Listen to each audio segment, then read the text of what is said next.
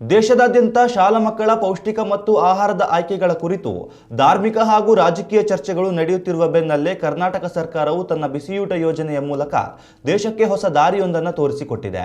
ಪಶ್ಚಿಮ ಬಂಗಾಳದಂತಹ ರಾಜ್ಯಗಳು ಬಿಸಿಯೂಟದ ಮೆನುವಿನಿಂದ ಮೊಟ್ಟೆಯನ್ನು ಕೈಬಿಡುತ್ತಿರುವ ಹೊತ್ತಿನಲ್ಲಿ ಕರ್ನಾಟಕವು ಎಲ್ಲ ರಾಜಕೀಯ ಮತ್ತು ಸಾಮಾಜಿಕ ಸವಾಲುಗಳನ್ನು ಮೀರಿ ಸರ್ಕಾರಿ ಶಾಲಾ ಮಕ್ಕಳಿಗೆ ವಾರದಲ್ಲಿ 6 ದಿನ ಯಶಸ್ವಿಯಾಗಿ ಮೊಟ್ಟೆ ವಿತರಿಸುತ್ತಿದೆ. ಪ್ರಸ್ತುತ ರಾಜ್ಯದ ಸರ್ಕಾರಿ ಮತ್ತು ಅನುದಾನಿತ ಶಾಲೆಗಳಲ್ಲಿ ಕಲಿಯುತ್ತಿರುವ ಸುಮಾರು 47 ಲಕ್ಷಕ್ಕೂ ಹೆಚ್ಚು ವಿದ್ಯಾರ್ಥಿಗಳ ಪೈಕಿ ಶೇಕಡ 65ರಷ್ಟು ಮಕ್ಕಳು ಬಿಸಿಯೂಟದ ಜೊತೆಗೆ ಮೊಟ್ಟೆಯನ್ನು ಪಡೆದುಕೊಳ್ಳುತ್ತಿದ್ದಾರೆ. ಇನ್ನುಳಿದ ಸಸ್ಯಾಹಾರಿ ಮಕ್ಕಳ ಆಹಾರದ ಹಕ್ಕನ್ನು ಗೌರವಿಸಿರುವ ಸರ್ಕಾರ ಅವರಿಗೆ ಮೊಟ್ಟೆಯ ಬದಲಾಗಿ ಪೌಷ್ಟಿಕಾಂಶಯುಕ್ತ ಬಾಳೆಹಣ್ಣು ಅಥವಾ ಶೇಂಗಾ ಚಿಕ್ಕಿಯನ್ನು ನೀಡುವ ಮೂಲಕ ಯಾವುದೇ ಹೇರಿಕೆ ಇಲ್ಲದೆ ಸಮಾನ ವ್ಯವಸ್ಥೆಯನ್ನು ಕಲ್ಪಿಸಿದೆ.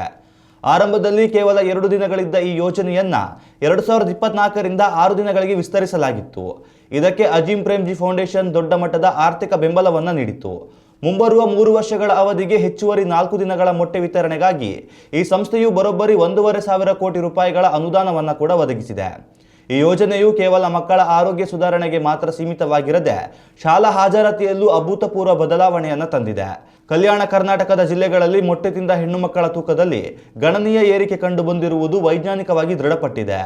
ಇದರ ಬೆನ್ನಲ್ಲೇ ಶಾಲೆಗಳಿಗೆ ವಾರ ಪೂರ್ತಿ ಮೊಟ್ಟೆ ನೀಡಲು ಆರಂಭಿಸಿದ ನಂತರ ಮಕ್ಕಳ ಹಾಜರಾತಿ ಪ್ರಮಾಣವು ಶೇಕಡ 93.5ರಿಂದ ಶೇಕಡ 98.9ರಷ್ಟು ದಾಖಲೆ ಮಟ್ಟಕ್ಕೆ ಜಿಗಿದಿದೆ. ಕೋವಿಡ್ ನಂತರದ ದಿನಗಳಲ್ಲಿ ಮಕ್ಕಳಲ್ಲಿ ಕಾಣಿಸಿಕೊಂಡಿದ್ದ ಅಪೌಷ್ಟಿಕತೆಯ ನಿವಾರಣೆಗೆ ಈ ಯೋಜನೆ ಒಂದು ಸಂಜೀವಿನಿಯಂತೆ ಕೆಲಸ ಮಾಡುತ್ತಿದೆ.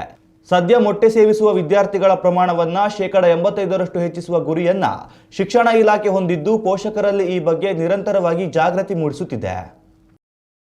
ಉತ್ತಮ ಸಂಸ್ಕಾರಯುತ ಶಿಕ್ಷಣದೊಂದಿಗೆ VSS English medium CBSE school Udupi Muddur. ನರ್ಸರಿಯಿಂದ 10ನೇ ತರಗತಿವರೆಗೆ ಶಿಕ್ಷಣದ ಜೊತೆಗೆ 5ರಿಂದ 10ನೇ ತರಗತಿವರೆಗಿನ ವಿದ್ಯಾರ್ಥಿನಿಯರಿಗೆ ಉತ್ತಮ ಹಾಸ್ಟೆಲ್ ಸೌಲಭ್ಯವೂ ಇದೆ. ನಿಮ್ಮ ಮಕ್ಕಳ ಪ್ರವೇಶಾತಿಗಾಗಿ ಈ ಸಂಖ್ಯೆಗೆ ಕರೆ ಮಾಡಿ.